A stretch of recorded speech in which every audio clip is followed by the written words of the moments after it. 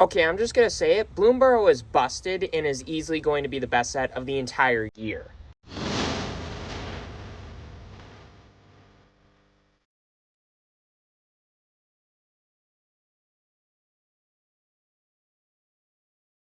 Hello and welcome to the table, and today I'm going to be talking about the current Bloomburrow spoilers as of Thursday, July 11th. So let's get right into it, starting things off and talking about how this set has some of the craziest cards that out of this entire year.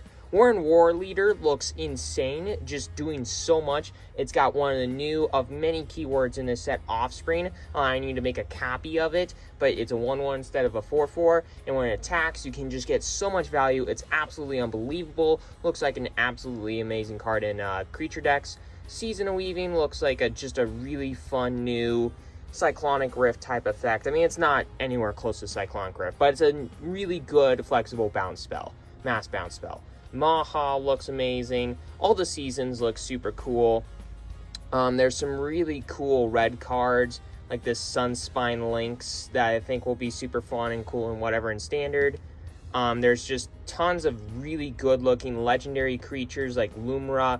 The multicoloreds look absolutely incredible. Hugs also looks super fun. The new Expend mechanic showcased on these two cards right here, Moira and Wandertail, looks super fun. Once you spend a certain amount of mana, you get a bonus effect. It just looks super cool, and it's basically, the summary of this set is you do something and you do this tiny little, like, once you do this thing that's very easy to do, you get this crazy bonus or whatever. And on the next page, there's some other super sweet, super cool looking multicolored cards. A new Planeswalker, Rowlet, but he's an otter, which looks interesting. Ygra looks super cool.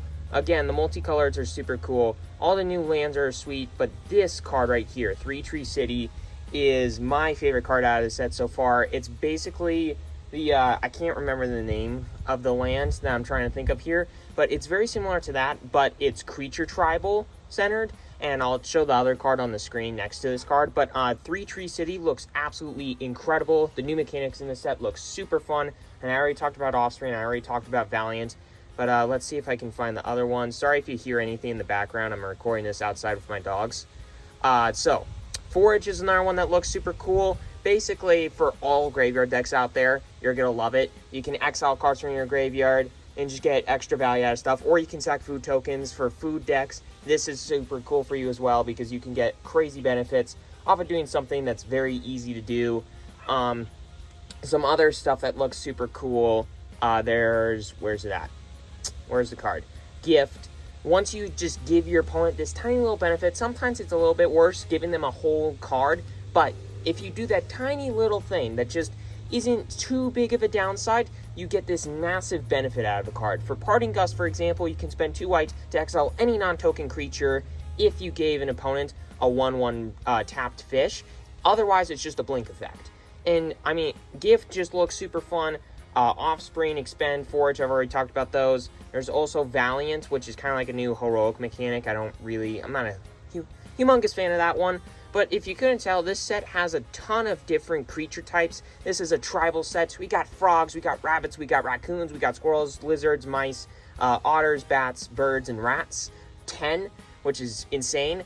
But this set is a tribal set. A lot of the tribal synergies I don't really think are going to come to fruition because there's just so many card types, so many little tiny classes that, I mean, are going to get some support, but aren't honestly going to become too much better in the long run. But this set still looks like it's going to be doing a ton for the game itself, providing a really fun and cool limited experience with these sweet new uncommon cards like Brightblade Stoat being the white card.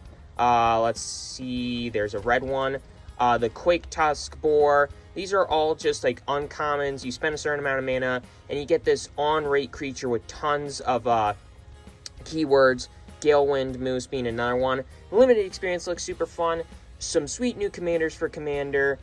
There's tons of sweet new and very fun looking new keywords that I think will be fairly easy to bring into other into other sets.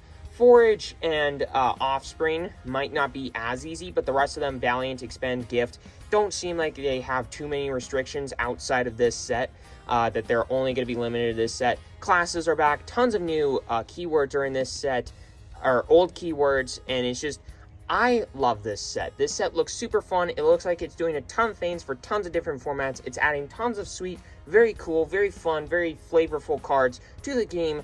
And the little tribal synergies, I, again, don't think are going to come to fruition, but it still looks super fun. And I love the little critter theme of this set.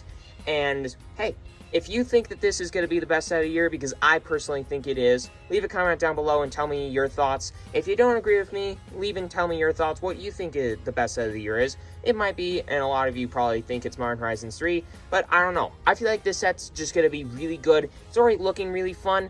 So, anyways, with all that aside, make sure to hit that subscribe button, hit that like button. It's completely free, you won't regret it. And enjoy, everybody.